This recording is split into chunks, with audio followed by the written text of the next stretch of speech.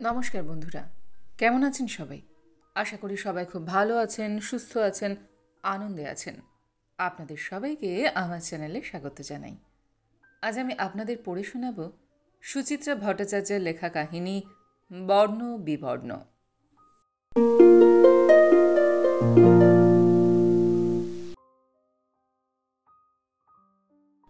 বাড়ি ফেরার আগে মুখ চোখে জলে ঝাপটা দিতে দিতে হঠাৎই দুটো কালো বলয় আবিষ্কার করল মাধবী। দুচোখ ঘিরে গভীর মসি কৃষ্ণরেখা, চক্রাকার। কৃষ্ণবর্ণ না গাঢ় নীল? মাধবী আয়নার আরও কাছে মুখটাকে নিয়ে গেল। লোহার ফ্রেমে বাঁধানো সেই কোন সাহেবী আমলের পুরনো আয়না। এই কলেজে চাকরি পাওয়ার পর থেকে ২৪ বছর ধরে একই জায়গায় টয়লেটের এই বাঁদিকের কোণায় আয়নাটাকে দেখে আসছে মাধবী। মরচে ধরে কারুকাজ করা ফ্রেম প্রায় ঝুরঝুরে হয়ে এসেছে। বেলজিয়ান গ্লাস এখন ঘোলাটে, অজস্র ছোপ ছোপ দাগে ভরা। খুব কাছ থেকেও নিজের মুখ ঝাপসা দেখায়, তবু তার মধ্যেও কালো বৃত্ত দুটো কি স্পষ্ট। মাধবী চশমা খুলে নিজের দিকে স্থির তাকিয়ে রইল কয়েক পলক।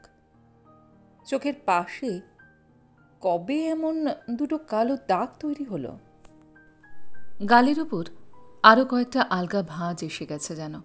এককালের ছোট্ট কপাল ছড়িয়ে গেছে অনেকটা, সিঁথিতে আরও চড়া পড়েছে।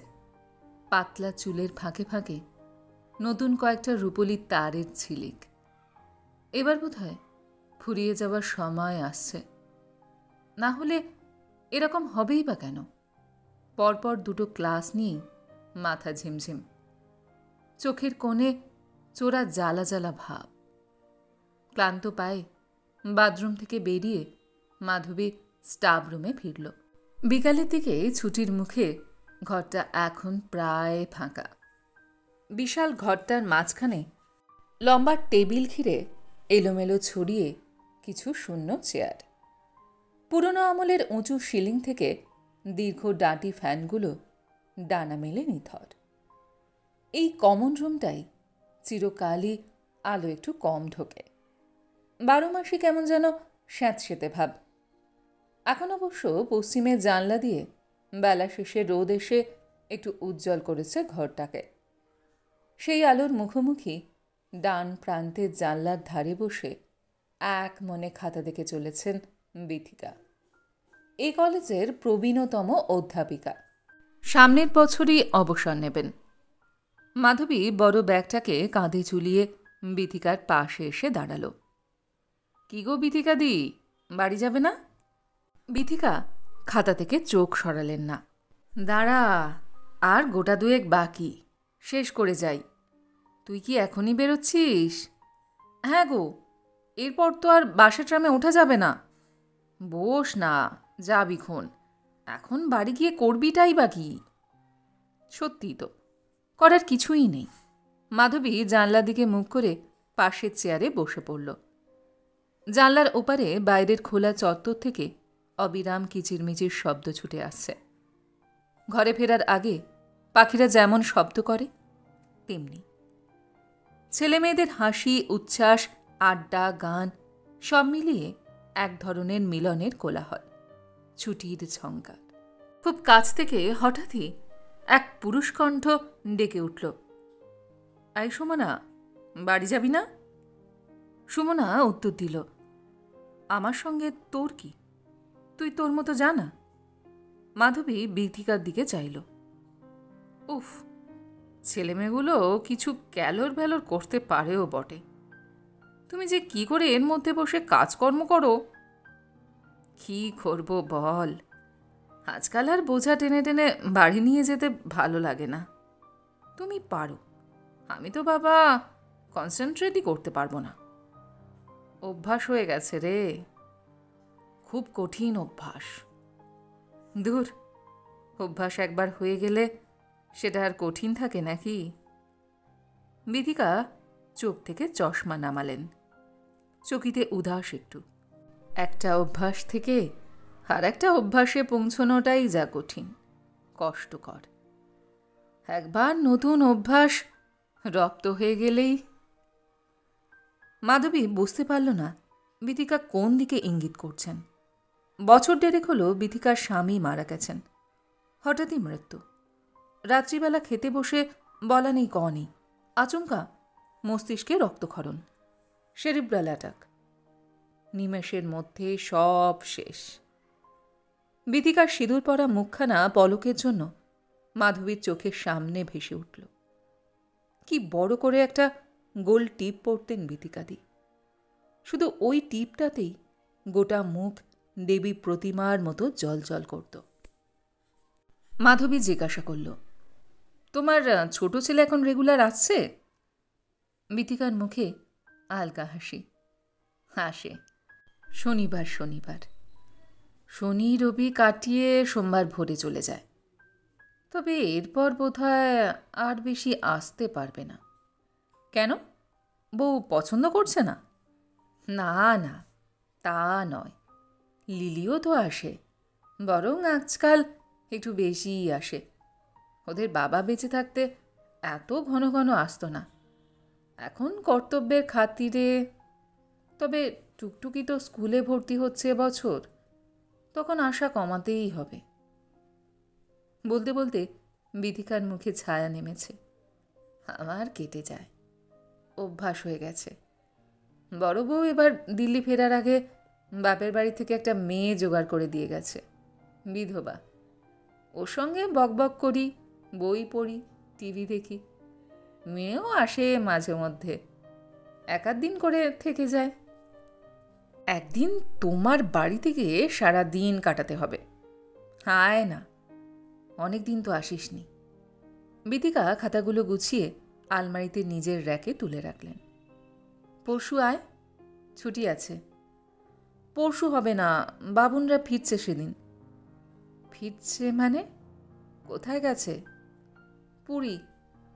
হানিমুনে? হুম, হানিমুন তো বিয়ের পরপরই হয়ে গেছে, নভেম্বরেই। কুলু মানালি গিয়েছিল, বেশি দিন থাকতে পারেনি। ঠান্ডা চোটে আগেই পালিয়ে এসেছিল। মেয়েটা খুব শীতকাতুরে। মাধবীর মুখ হাসি হাসি হলো। বিথিকা চোখ ঘোরালেন। কেমন হয়েছে রে মেয়েটা? ভালো, ভালোই, একটু আদুরে টাইপের, তবে কথাবার্তা বেশ মিষ্টি, স্বভাবটাও।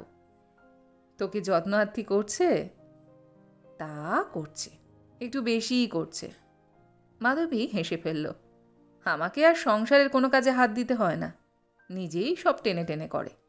দিব্যি মুখের সামনে তৈরি চা পাচ্ছি, দুবেলা বাড়া ভাত। বাহ, তোর আর তাহলে ভাবনা কি? এবার পায়ের উপর পা তুলে দিন কাটিয়ে দে। বিথিকা এগিয়ে এসে মাধবীর কাঁধে আলতো হাত রাখলেন। এবার একটু সুখে শান্তিতে থাক। সুখেই তো থাকার কথা, তবু কেন যে এখনই এত ক্লান্তি জমেছে শরীরে? মাধবী হাসিটুকু ঠোঁটে ধরে রাখার চেষ্টা করল। চলো, বেরোবে তো? বিথিকা মাথা নাড়লেন। চল। স্টাফরুম থেকে বেরিয়ে লম্বা করিডর পার হয়ে সিঁড়ি, সিঁড়ির পরে সিমেন্ট বাঁধানো চওড়া রাস্তা, একধারে পাঁচিল ঘেরা মাঠ। মাঠে বসে ছেলেমেয়েরা আড্ডা মারছে দলে দলে। ৩-৪ জন অল্পবয়সী শিক্ষক শিক্ষিকা পাশ দিয়ে গল্প করতে করতে চলে গেল। কারুরই কোনো কথাতেই বোধহয় একজন হেসে উঠল খিলখিল করে। বিথিকা সামান্য উদাস হলেন। বেশ আছে আজকালকার ছেলেমেয়েরা, হাসি আড্ডা হইচই, প্রেম, বিয়ে, হানিমুন।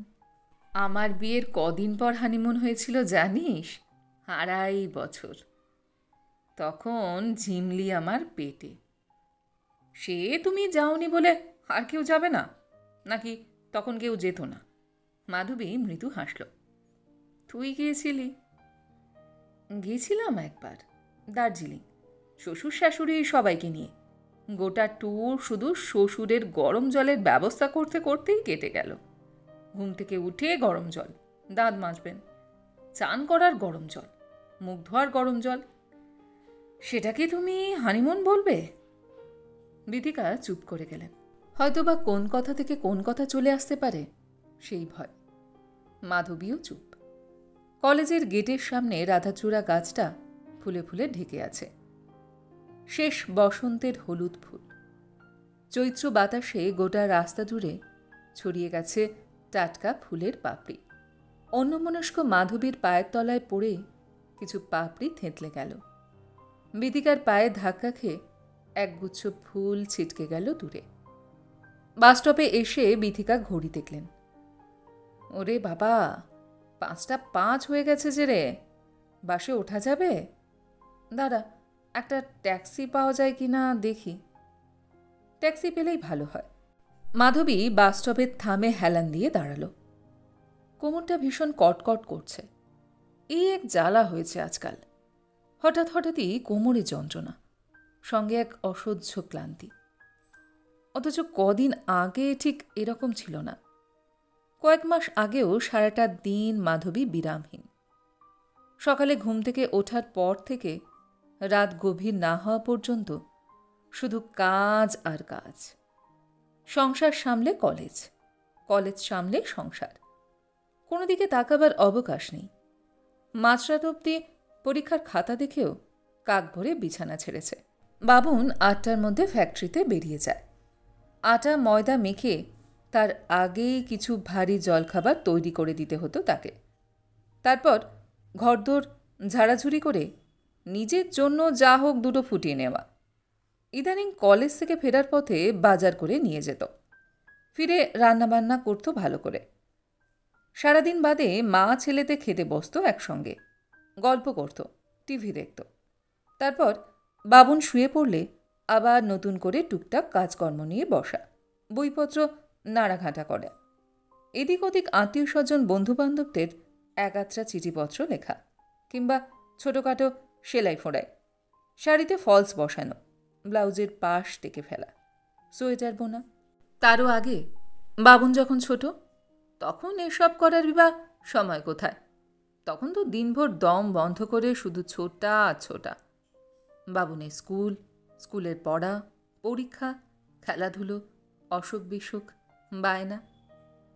তার সঙ্গে শ্বশুরের জন্য দৌড়াদৌড়ি, ওষুধপত্র, ডাক্তার। কলেজে শুধু শরীরটাই পৌঁছত, মন পড়ে থাকতো বাড়িতে। শাশুড়ি সব ঠিকঠাক সামলাতে পারছেন তো? অত বড় ধাক্কাটায় কেমন যেন জবুথবু মেরে গিয়েছিলেন মহিলা। 10 বার ডাকলে একবার সাড়া দিতেন। কি যে অবস্থা গেছে তখন! সামনে ব্ল্যাকবোর্ড, পিছনে ছাত্ররা। মস্তিষ্কে টরে টক্কা বাজছে। বাবুন স্কুল থেকে ফিরে খাওয়া দাওয়া করেছে তো? জামাকাপড় ছেড়েছে? কলেজের করিডোরে হাঁটতে হাঁটতে বুক ঢিপ ঢিপ। খেলতে গিয়ে সেদিনের মতো মাথা ফাটিয়ে ঘরে ফিরল না তো? কটা অঙ্ক ভুল করল পরীক্ষায়? বাবুনের জন্যই দিনের আলো ফোটা, বেলা বাড়া, সন্ধ্যা নামা, রাত ঘনানো। সেসব দিন কবেই তো শেষ। এখনই তো সুস্থিত হওয়ার সময়, আরাম, বিশ্রাম। তবু কেন? বিদিকা ডাকছেন, এই মাধু, ট্যাক্সি ধরেছি, আয়। মাধবী দেখে শুনে রাস্তা পার হলো। গাড়ি ঘোড়ার ভিড় বেশ বেড়ে গেছে রাস্তায়। ঘেরা কম্পাউন্ডের মধ্যে 4 তলা বাড়ি, 8টা ফ্ল্যাট। শ্বশুর শাশুড়ি বেঁচে থাকতেই কেনা। কিছু সিদ্ধার্থর অফিস থেকে পাওয়া টাকায়, কিছু LICর টাকা, অনেকটাই লোন। লোন শোধ করতে কয়েক বছর মাধবীকে বেশ কষ্ট করতে হয়েছে, বিশেষত বাবুনের ইঞ্জিনিয়ারিং পড়াটার সময়। আজকাল মাধবীর মনে হয় বুদ্ধিমানের মতোই কাজ করেছিল সে, যতই ছোট হোক। একটা তো নিজস্ব আশ্রয়, ঘর। 3 তলার বন্ধ দরজার সামনে দাঁড়িয়ে ব্যাগ হাতড়ে চাবি বার করল মাধবী। লকটা খুলতে গিয়ে একটা দৃশ্য চোখের সামনে ভেসে উঠেই মিলিয়ে গেল। ড্রয়িং স্পেসের সোফায় বাবুন আর তার সদ্য পরিণীতা স্ত্রী। বাবুনের বুকের ওপর পরমা। পরমাকে জড়িয়ে ধরে বাবুন। দুজনে তন্ময় হয়ে কেবল টিভিতে সিনেমা দেখছে। মাধবী অপ্রস্তুত। ভুল করে অভ্যাস মতো নিজের চাবি দিয়ে দরজা খুলে ফেলেছে। যদিও দরজার শব্দ পেয়ে ছিটকে সরে গেছে পরমা। পলকে গুছিয়ে নিয়েছে নিজেকে। তবুও হঠাৎ দৃশ্যটা কেন মনে পড়ল? ছি ছি, মাধবী ভেতরে ঢুকে সশব্দে দরজা বন্ধ করে দিল। চোখ বুজে দাঁড়িয়ে রইল খানিকক্ষণ, যেন চোখ খুললেই আজ আবার মুখোমুখি হতে হবে সেই দৃশ্যের। ক্রমে নিঃশ্বাস স্বাভাবিক। মাধবী ধীরে ধীরে চোখ খুলল। নিজের অজান্তেই এক স্বস্তির অনুভূতি। পরক্ষণেই গোটা ঘর যেন ধক করে বিঁধে গেছে চোখে। এ কোন ঘর? তার এতদিনে চেনা ড্রয়িং কাম ডাইনিং স্পেসটাকে কি বিশাল লাগছে, বিস্তীর্ণ মাঠের মতো।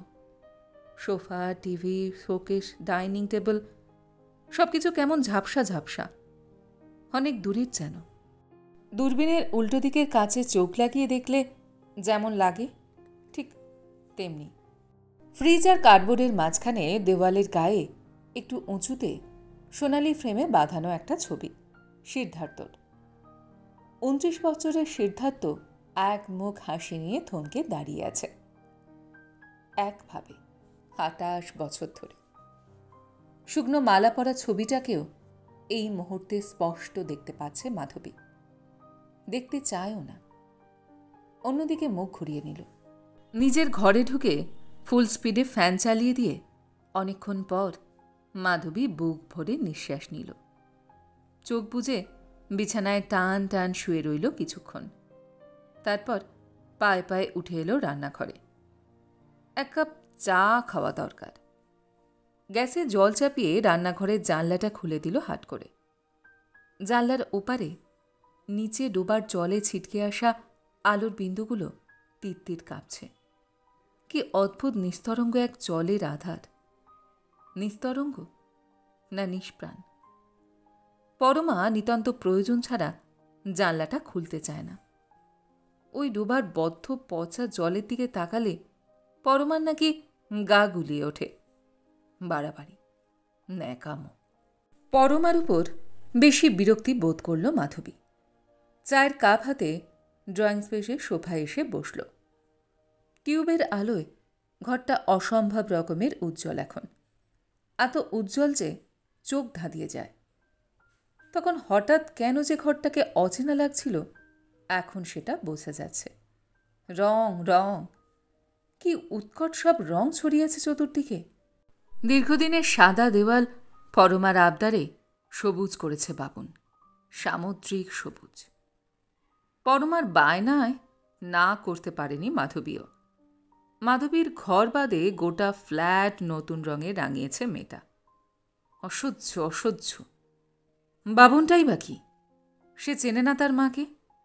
জ্ঞান হবার পর থেকে কোনোদিন দেখেছে মাকে এক বিন্দু রঙের আশ্রয় নিতে, শরীরে, পোশাকে, মনে, গৃহসজ্জায়? বাবুন বারণ করলে পরমার সাহস হতো না মাধবীর মুখের উপর এত রং দোলাবার। মাধবী দাঁতের ঠোঁট চেপে ধরল। কোমরের যন্ত্রণাটা আবার ফিরে আসছে। কালো নকশাপার শাড়িটা দু এক জায়গায় ফেঁসে গেছে। দুপুরে খাওয়া দাওয়ার পর সুতসুতো নিয়ে বসেছিল মাধবী। ছেঁড়াগুলোকে সেলাই করবে। এমনিতে ছুটির দুপুরে কোনো দিনই সে ঘুমোয় না, অনভ্যাসে। সেলাই করতে করতেই মাধবী শুনতে পাচ্ছিল শব্দগুলো।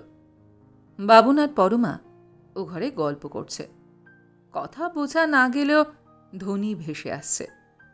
বাবুনের কোনো কথায় পরমা হিহি হেসে উঠল।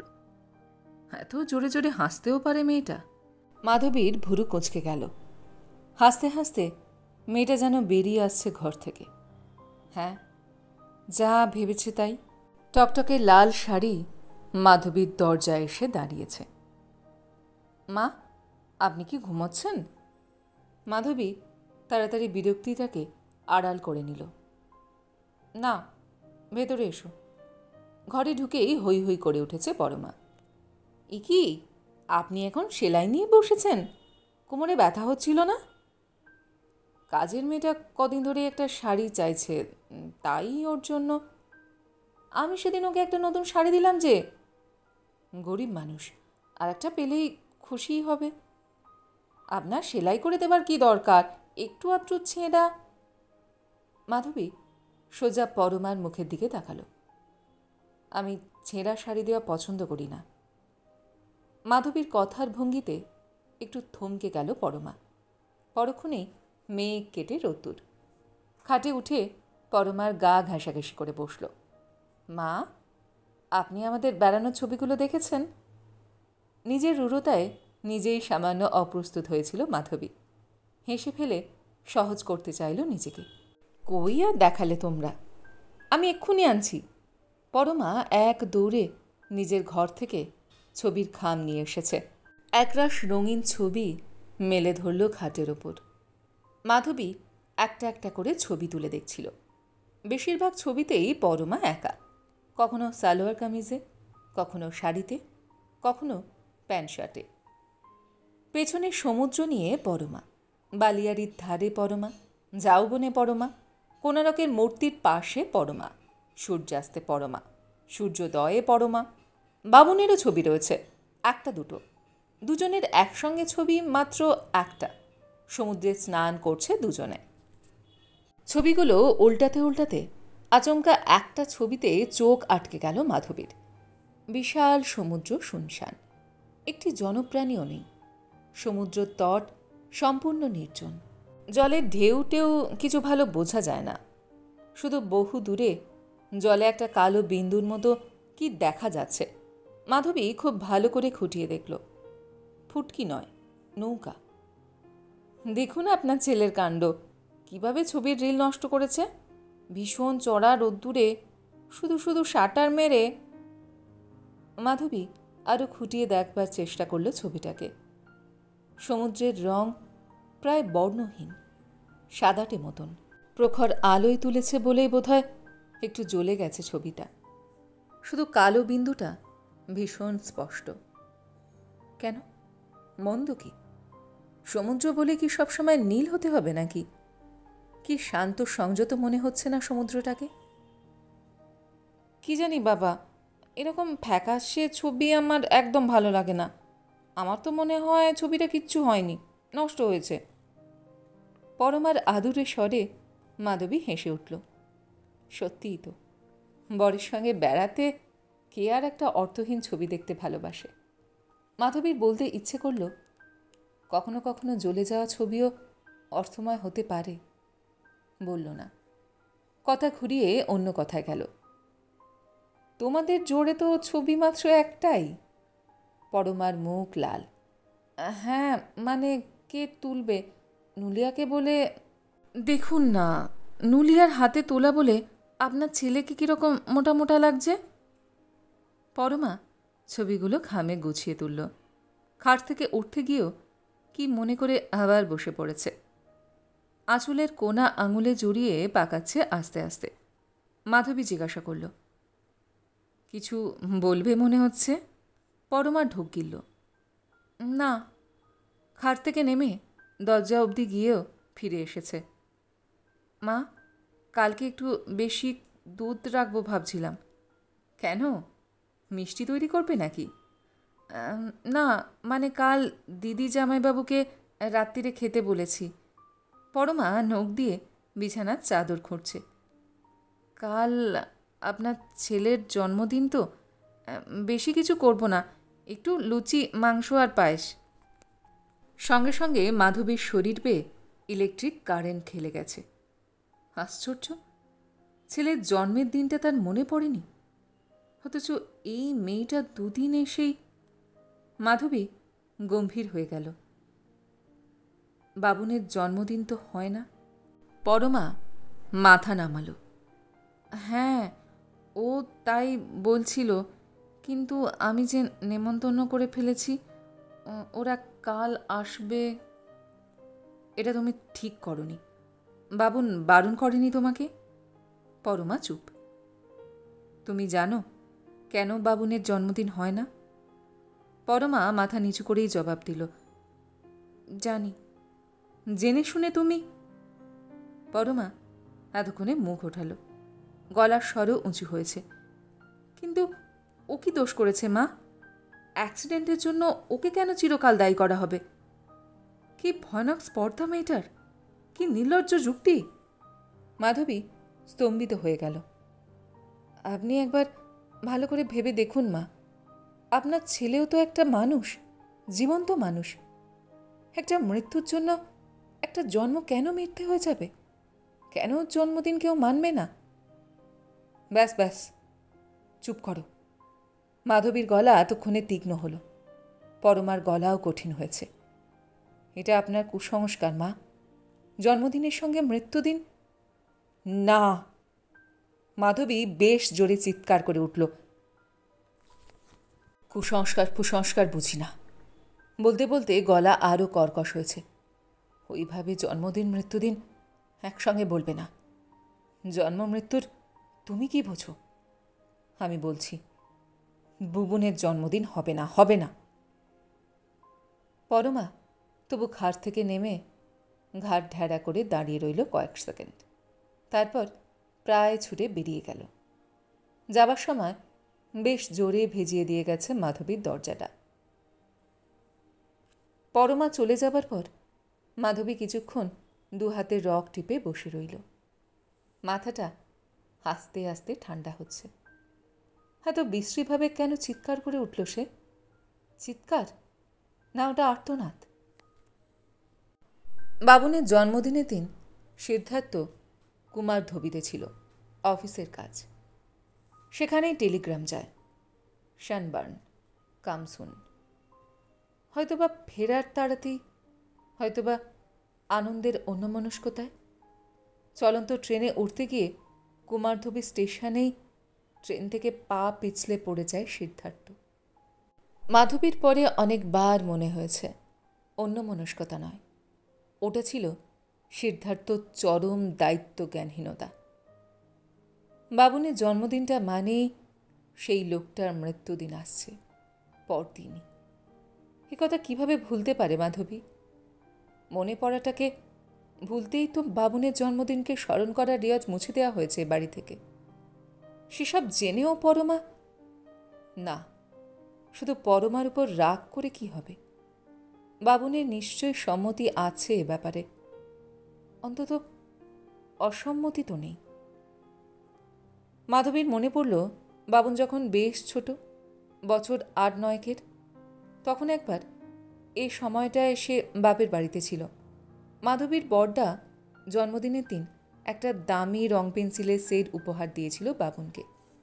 ওইটুকু ছেলে ঠকঠক করে বড় মামাকে বলেছিল, আমার তো বার্থডে নেই মামু, আমাকে জন্মদিনে কোনো প্রেজেন্ট দিও না। মাধবীর বড়দা অবাক হয়ে মাধবীর দিকে তাকিয়েছিল। মাধবী কিছুতেই বোঝাতে পারেনি সে কোনোদিনই কিছু শিখিয়ে দেয়নি ছেলেটাকে। সেই বাবুন। মাধবীর চোখে জল এসে গেল। তবে কি তার আর্তনাদটা পরমাকে নয়, ছেলেকে উদ্দেশ্য করে? অথবা ওটা আর্তনাদ নয়, হাহাকার, ২৮ বছর ধরে জমে থাকা দীর্ঘশ্বাস। অথবা দীর্ঘ নিঃশ্বাসও নয়, অভ্যস্ত নিয়মের শৃঙ্খল থেকে বিচ্যুতির বিরুদ্ধে ফেটে পড়া এক অগ্নুৎপাত। কেন বিচ্যুতি ঘটল? কেন? অভ্যস্ত জীবনটাকে সে তো স্বেচ্ছায় বেছে নিয়েছিল। অন্য আর কি জীবনই সে বেছে নিতে পারত? ২২ বছরের সুন্দরী সন্তানবতী বিধবা হিসাবে আবার মনে রং লাগিয়ে বিয়ের পিঁড়িতে বসবে, নাকি বাপের বাড়িতে ফিরে গিয়ে কুমারী জননীর মতো বাবা মা ভাই বোনের সংসারে মৃত্যু পর্যন্ত টিকে থাকার লড়াই চালিয়ে যাবে? আর সিদ্ধার্থর বাবা মা? ছেলের মৃত্যুর দমকা কালবৈশাখী বয়ে যাবার পর তাদের দিকে তাকিয়ে কি দেখতে পেয়েছিল মাধবী? এক অর্ধমৃত সন্তান শোকে আকুল অসহায় রমণী, আর হঠাৎ প্রায় স্থবির হয়ে যাওয়া এক নিঃস্ব পৌর, সঙ্গে এক শিশু যে তখনও নিজের অস্তিত্ব সম্পর্কে কোনো ধারণা তৈরি করতে পারেনি। সকলে এমন ব্যাকুলভাবে আঁকড়ে ধরেছিল, মাধবী সরে গেলেই যেন প্রলয় ঘটে যাবে। মাধবী আর কি হতে পারত সেই মুহূর্তে সিদ্ধার্থ হয়ে যাওয়া ছাড়া? এক এক করে মনের প্রত্যেকটি ঘরের আলো নিভিয়েছে, চোখ থেকে সমস্ত রং মুছে ফেলেছে, শরীরে পরে নিয়েছে বৈধব্যের তুষার বর্ম। তবে না, এক অভ্যস্ত নিয়মের শৃঙ্খলে স্বেচ্ছাবন্দী হতে পেরেছে সে। মাধবী ঘাট থেকে নেমে দাঁড়াল। স্বেচ্ছাবন্দীও নয়, নিয়তিবন্দী। রূপ, রস, বর্ণ, গন্ধমাখা পৃথিবীর বিরুদ্ধে তারই নিয়তির এক গোপন বিদ্রোহ। ধীরে ধীরে কখন যে সেই বিদ্রোহই তার বেঁচে থাকার উদ্দেশ্য হয়ে উঠেছে। উদ্দেশ্য নাকি অবলম্বন, অথবা শুধুই বেঁচে থাকা? ড্রেসিং টেবিলের সামনে এসে মাধবী চশমা খুলল। কাঁচের একদম কাছে নিয়ে গেল চোখ দুটোকে। আয়নার ভেতর ওই মহিলা কে? দু চোখ ঘিরে কালো দাগ, কপালের চামড়ায় ভাঁজ, রুক্ষ মুখ। ওই নারী কি মাধবী? মাধবী মেঝেতে বসে ফুপিয়ে কেঁদে উঠল শিশুর মতো। রাত্রে ডাইনিং টেবিলে খেতে বসে মাধবী আর চোখে লক্ষ্য করছিল ওদের। পরমা রোবটের মতো থালা, গ্লাস, বাটি সাজিয়ে দিয়ে গেল টেবিলে। খাবার সব মাঝখানে রেখে রান্নাঘরে ফিরে গেল। বাবুন নিজেই প্লেটে রুটি তরকারি তুলে নিয়েছে। মাথা নিচু করে খাওয়া শুরু করল। গোটা টেবিলে মুখ নাড়া আর হাতাকুন্তির শব্দ ছাড়া কোনো শব্দ নেই। মাধবীর খারাপ লাগছিল। পরমার এখনো রাগ পড়েনি। বাবুন জোর করে অন্যমনস্ক থাকার চেষ্টা করছে। বিশ্রী অস্বস্তিকর আবহাওয়া। মাধবী একটু হালকা হতে চাইল। কি হলো, পরমা খাবে না? বাবুন একবার মায়ের দিকে তাকালো, একবার রান্নাঘরের দিকে, তারপর আবার মাথা নামিয়ে রুটি ছিঁড়ছে। ঠিক আছে বাবা, আমি সব কথা উইথড্র করে নিচ্ছি। আর গাল ফুলিয়ে থাকতে হবে না। এসো, খেতে এসো। বাবুন অনেকটা সহজ হলো। কি দরকার ছিল ওকে ওভাবে বলতে যাওয়ার? তখন থেকে কান্নাকাটি করে চলেছে। মাধবী হেসে ফেলল। ওটা আমাদের শাশুড়ি বউয়ের ব্যাপার, তা বলে তুই মুখটা অমন কান্না কান্না করে রেখেছিস কেন? খোঁজাটা বিঁধল বাবুনকে। গোমরা মুখে বলল, আমার এসব উটকো অশান্তি ভালো লাগে না মা। তুমি জানো না বলে নেমন্তন্ন করে ফেলেছে বলে আমি কত রাগারাগি চেঁচামেচি করেছি ওর ওপর। বুঝতে পারেনি, ছেলে মানুষ। ছেলে মানুষ? কত বয়স পরমার? পরমার মা বাবা বলেছিল 23, 24ও হতে পারে। ওই বয়সে মাধবী একজন পোড় খাওয়া বিধবা মা। সিদ্ধার্থর অফিস, LIC সব জায়গায় ঘুরতে ঘুরতে দুনিয়ার সার বুঝে গেছে। মাধবী বলল, বলছি তো ভুল হয়ে গেছে। বাবুন মাধবীর মুখের দিকে তাকিয়ে রইল কয়েক সেকেন্ড। তুমি রাগ করছো না তো? দূর বোকা। মাধবী এক দৃষ্টে দেখছিল বাবুনকে। 28 বছর ধরে নিজের হাড় পাঁচড়া সেঁচে জল দিয়ে বড় করে তুলেছে এই ছেলেকে। জন্মের সময় থেকে বাবার রোদ না পাওয়া চারাগাছ এখন নিজেই এক বৃক্ষ, এক নারীর স্বামী, পুরুষ। ভাবতেই কেমন যেন শিহরণ খেলে গেল শরীরে। পরমা পাশে এসে নত মুখে দাঁড়িয়েছে। সরি মা, আর কখনো ভুল হবে না, শুধু এইবারটা। এইবার কেন? তোমার যদি ইচ্ছে হয় প্রতিবারই করো। মাধবী পরমার পিঠে হাত রাখল। সঙ্গে সঙ্গে পরমার চোখ আনন্দে তিত্তির নাচছে। বাবুনের দিকে তাকিয়ে ফিক করে হাসল। মাধবী দ্রুত চোখ সরিয়ে নিল। খাওয়া দাওয়ার পর একটু টিভির সামনে গিয়ে বসল মাধবী। কি একটা ডকুমেন্টারি দেখাচ্ছে। মরুভূমির উপর দিয়ে সার মেয়ে কলসি মাথায় হেঁটেই চলেছে জলের সন্ধানে। বাতাসে বালি উঠছে, সূর্য প্রখর। বাবুনও সোফায় এসে আতশোয়া হয়ে বসেছিল, বেশ খুশি খুশি মুখ। সেখান থেকে চিৎকার করে ডেকে উঠল, রুমু, রুমু, আজকের কাগজটা দিয়ে যাও না প্লিজ। রুমুর ডাকটা খট করে কানে লাগলো। এমন আদরের ডাক আগে কখনো কানে আসেনি। নিজের অজ্ঞাতেই মাধবী বলে ফেলতে যাচ্ছিল, কি হচ্ছে কি বাবুন? ও আবার কী ধরনের ডাক? পরমা বলতে পারিস না? ওর ডাকনামও তো আছে একটা, টুকু। গলা দিয়ে স্বরই ফুটল না কোনো। শোভা ছেড়ে পায়ে পায়ে নিজের ঘরে ঢুকে গেল। সেই রাত্রে কিছুতেই ঘুম আসছিল না মাধবীর। কে জানে কেন কান দুটো হঠাৎ বড় বেশি সজাগ হয়ে উঠেছে। ও ঘরের ফিসফাস কথা, ছোটোখাটো হাসি, হালকা খুনসুটি সব যেন দরজা ভেদ করে উচ্চগ্রামে কানের কাছে বাজছে। শুয়ে শুয়েই শুনতে পাচ্ছিল নানা রকম রহস্যময় শব্দ। মাধবী বুঝতে পারছিল না শব্দগুলো কি সত্যি, না মনে মনে তৈরি করে নিচ্ছে শব্দগুলোকে। না হলে এতদিন এইসব শব্দ শুনতে পায়নি কেন? তবে কি ওই শব্দগুলো ঘাপটি মেরে লুকিয়েছিল তারই কোনো মস্তিষ্কের কোষে? বহুকাল পর মাধবী আজ সিদ্ধার্থকে মনে করার চেষ্টা করল। কিছু মনে পড়ছে না, কিচ্ছু না। প্রথম প্রথম প্রত্যেক রাতে লোকটা এসে হাজির হতো পাশে। সারা রাত ধরে আঁচড়ে কামড়ে তাকে অস্থির করে দিত। ক্রমে ক্রমে মাধবী তাকে তর্জনী তুলে শাসন করেছে। লোকটা সরে গেছে, সারা রাত অপেক্ষা করেছে দরজার বাইরে। মাধবী নিজেকে বেঁধে ফেলেছে বরফের বর্মে। লোকটার উপর অভিমানে মাথায় চড়িয়েছে উপেক্ষার শিরস্থান। দিনগুলোকে ভাগ করে নিয়েছে অজস্র কাজের রুটিনে। সেই রুটিনই ক্রমশ দখল করেছে তার রাত্রিরগুলোকে। মাধবী জানতেও পারেনি লোকটার অস্তিত্ব মস্তে মস্তে একেবারে নিশ্চিহ্ন কখন। মাধবী আবার প্রাণপণে সিদ্ধার্থর কথা ভাবার চেষ্টা করল। কেমন ছিল মুখ, হাত, পা, বুক, পিঠ সহ গোটা মানুষটা? কোনো কিছুই মনে নেই। হালকা কুয়াশার আড়ালে অস্পষ্ট কান্নার মতো লোকটা স্থির হয়ে আছে। মনকে একটা কেন্দ্রবিন্দুকে জড়ো করার চেষ্টা করল মাধবী।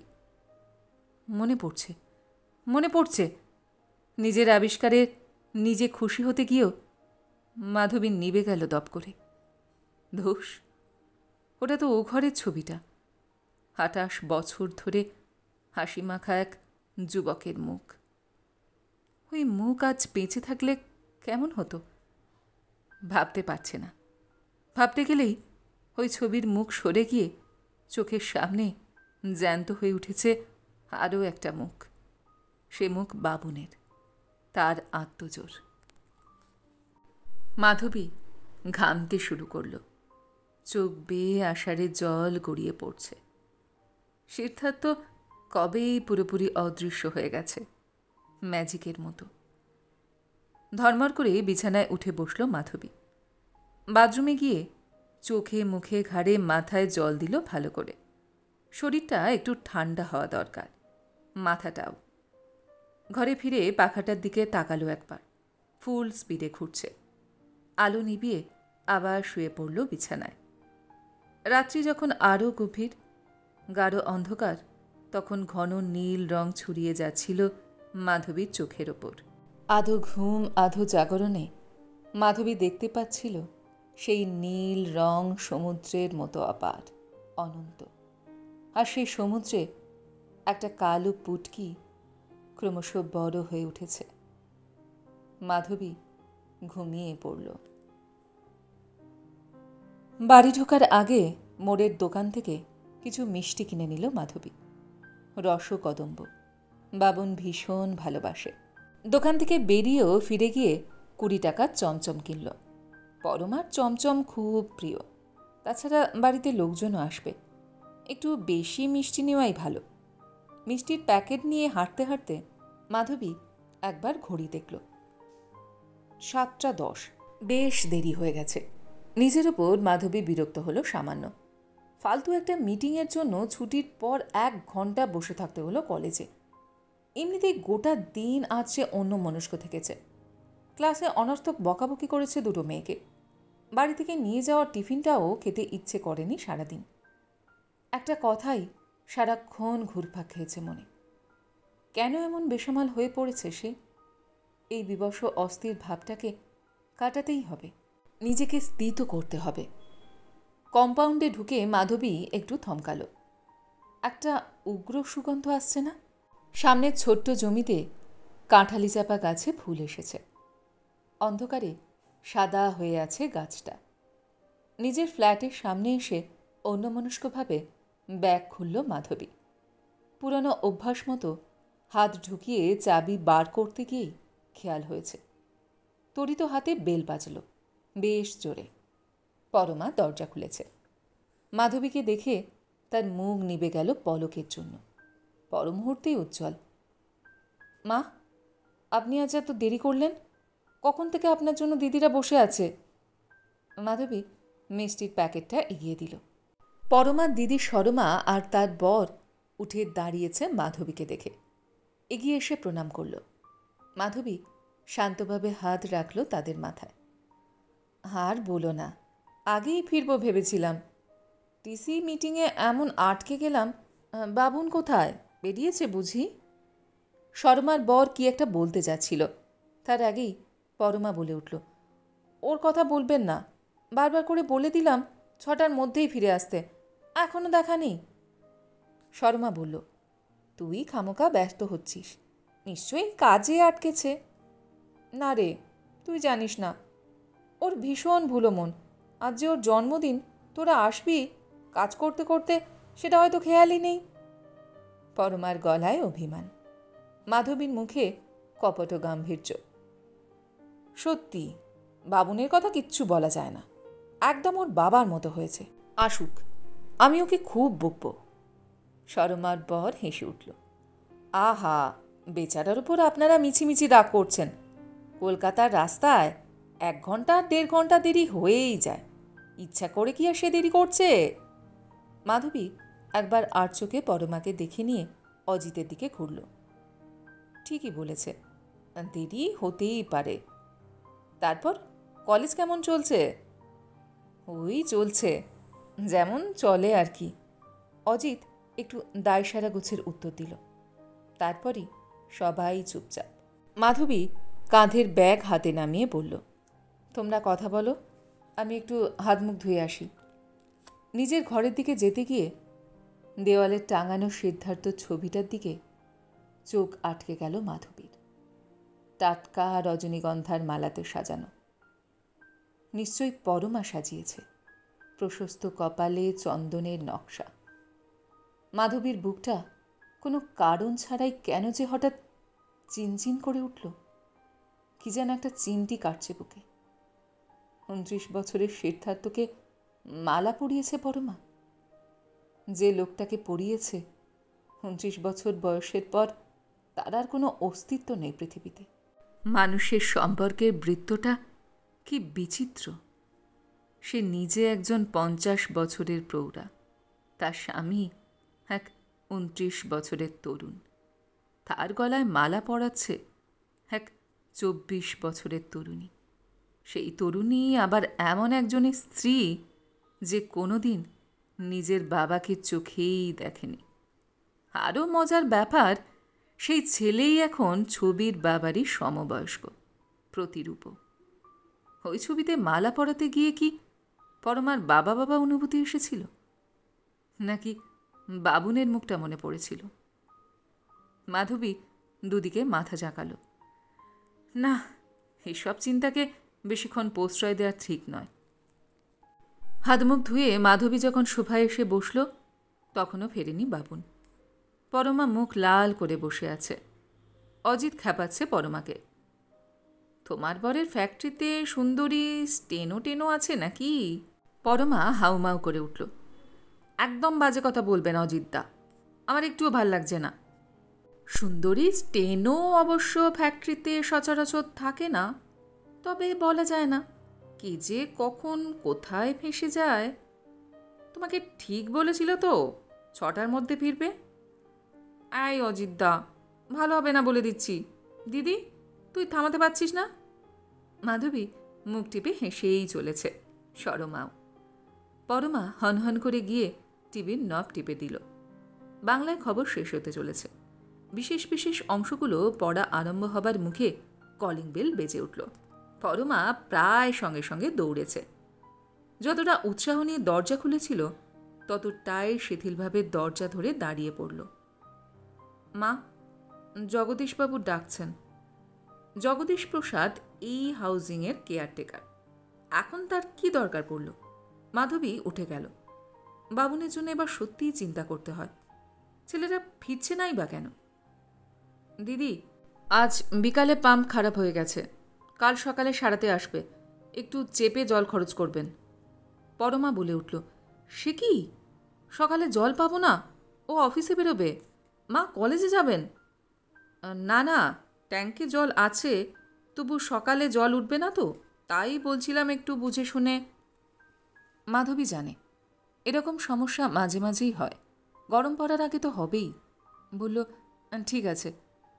পরমা দরজা বন্ধ করে মাধবীর পেছন পেছন ফিরে এলো। মা, একটা কথা বলবো। কি? একবার দোতলার ফ্ল্যাট থেকে ফ্যাক্টরিতে ফোন করে দেখব। মাধবী মুহূর্তের জন্য ইতস্তত করল। পারতপক্ষে সে অন্যের বাড়ি থেকে ফোন করতে চায় না, তবে আজকের ব্যাপারটা আলাদা। বাবুনের শ্বশুরবাড়ির লোকজন বাবুনের জন্যই এসেছে। রাতও প্রায় 8টা বাজল।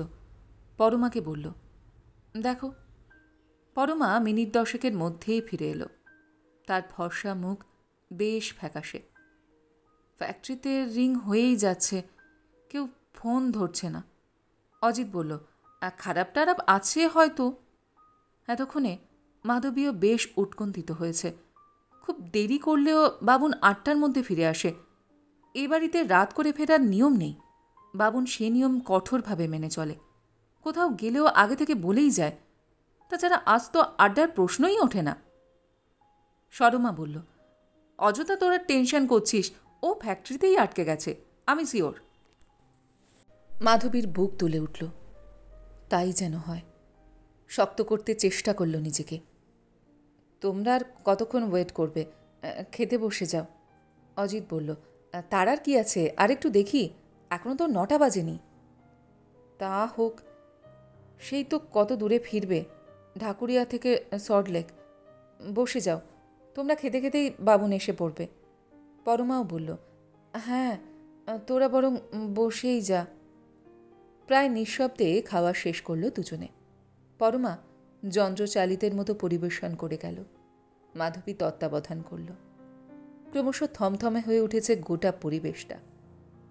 অজিত আবার ঘড়ি দেখল, 9:50। সরমার সঙ্গে চোখ চাওয়াচাই করল কয়েকবার। যেন এ সময় কি করা উচিত ঠিকঠাক বুঝে উঠতে পারছে না তারা। মাধবী একবার ব্যালকনিতে গিয়ে দাঁড়ালো। সামনের লাইট পোস্টের আলোটা সন্ধ্যা থেকে দপদপ করছে। পথচারীরা আলোতে এসেই হারিয়ে যাচ্ছে আস্তে আস্তে। রাত আসছে বোঝা যায়। ফিরে এসে অজিতদের বলল, তোমরা আর কতক্ষণ এভাবে অপেক্ষা করবে? এরপর তো বাসও পাবে না। আর একটু দেখি, নয় ট্যাক্সি করেই। পরমার মুখ একেবারে শুকিয়ে গেছে। সরমার গা ঘেঁষে দাঁড়িয়েছে সে, যেন নীরবে বলতে চাইছে, তোরা যাস না প্লিজ। মাধবীরও বলতে ইচ্ছে করল, থাকো, বাবু না ফেরা পর্যন্ত থাকো, আমার ভয় করছে। কিছুই বলতে পারল না। গত 28 বছর ধরে যে মাধবীকে তিল তিল করে গড়ে তুলেছে, সে তার চাওয়ার কথা মুখ ফুটে কিছুতেই বলতে পারবে না। সে যা চাইবে সেই চাওয়াকে টিপে মারাই তার এতদিনকার অভ্যাস। অভ্যাসটাই কথা বলল। না না, এরপর এখান থেকে সল্টলেকে ট্যাক্সি যাবে না, তোমরা রওনা হয়ে যাও। আর একটু থেকে ওরা চলে গেল। রাত 11:45। পরমার মাধবী দুজনেই এসে দাঁড়ালো ব্যালকনিতে। দু প্রান্তে দুজন। পাশের ফ্ল্যাটের জানলা দিয়ে এক চিলতে আলো এসে পড়েছে মাধবীর ব্যালকনিতে। সেই আলোতে পরমাকে দেখতে পাচ্ছিল মাধবী, চকচকে নীল পিওর সিল্কের শাড়িতে, নীল ব্লাউজে। দোকানের মুক্ত বসানো ঝুমকোয় মেয়েটা আজ সন্ধ্যা থেকে ঝলমল করছে। সেই রঙিন পরমা মাধবীর দিকে ফিরে তাকালো। মা, কি হবে? আলোটা এখন পরমার মুখে, নিরক্ত মুখ, সাদা কাঁচের মতো বর্ণহীন। পরমার লাল সিথির দিকে মাধবীর হঠাৎই চোখ চলে গেল। সঙ্গে সঙ্গে পায়ের নিচে ভূমিকম্পের অনুভূতি। লাল নয়, সাদা সাদা। পরমার সিথি আলো আধারে সম্পূর্ণ সাদা। পলকে সব কেমন গুলিয়ে গেল মাধবীর। কোথায় পরমা? 50 বছরের মাধবীর মুখোমুখি দাঁড়িয়ে 22 বছরের মাধবী। 28 বছরের জমে থাকা এক পাথর নিমেষে উধাও। পরক্ষণেই বুকের মধ্যে লক্ষ লক্ষ সূঁচ বেঁধার যন্ত্রণা। মাধবী সজোরে নিজের চিন্তার গলা টিপে ধরল। ফ্যাকাশে গলায় বলে চলল, আবার ফোন করো, আবার। চিত্তার্পিত পরমা নড়ে ওঠার আগেই আবার কলিং বেলের আওয়াজ। পরমা ছুটে গেল। বাবুন! দরজায় দাঁড়িয়েই পরমা বাবুনকে কি বলছে।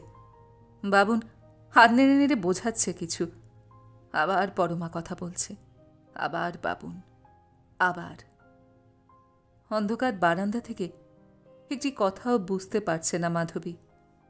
বাতাসে বৃথাই ভাসছে টুকরো টুকরো শব্দগুলো, সুখের, দুঃখের, অভিমানের, উচ্ছ্বাসের। মাধবীর চোখ জলে ভেসে গেল। সেই জলরাশির ওপারে পরমার নীল শাড়ি, হাওয়ায় গুঁড়ো নীল আঁচল, শরীর, বাবুন। বাবুনের মুখ চোখ কিছুই দেখতে পারছিল না মাধবী। শুধু দেখছিল এক অপার নীল সমুদ্র। চোখের নোনা ঢেউ যেখানে মিশতে গিয়েও ফিরে আসছে বার বার, অনন্তকাল ধরে, অবিরাম।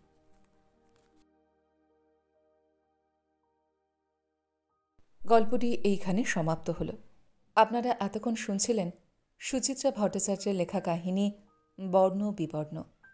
গল্পটি আপনাদের কেমন লাগলো বা আমার গল্পপাঠ আপনাদের কেমন লাগলো কমেন্ট সেকশানে অবশ্যই লিখে জানান। যদি আমার গল্পপাঠ আপনাদের ভালো লেগে থাকে তাহলে আশা করব লাইক শেয়ার অবশ্যই করবেন। আর এই ধরনের সুন্দর সুন্দর কাহিনী আরও শুনবার জন্য আমার চ্যানেলটিকে সাবস্ক্রাইব করতে ভুলবেন না কিন্তু। তবে আজ এই পর্যন্ত। আমি খুব তাড়াতাড়ি আবারও অন্য কোনো কাহিনী নিয়ে আপনাদের কাছে চলে আসছি। সবাই খুব ভালো থাকবেন, সুস্থ থাকবেন, আনন্দে থাকবেন। নমস্কার।